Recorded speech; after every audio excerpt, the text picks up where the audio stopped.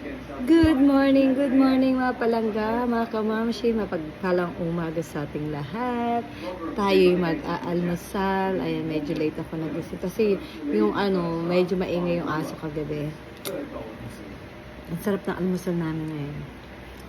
Nagluto si Mudra ng sinangag, especially yung sinangag niya. Tapos meron siyang nilutong paborito ko, syempre yung puset at tinapa na binili ko doon sa may Commonwealth Market. Itong puset na to galing to sa Batangas.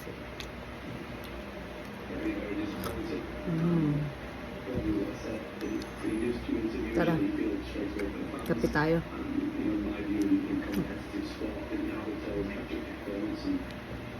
Don't forget, meron tayong entry today, ha? Amor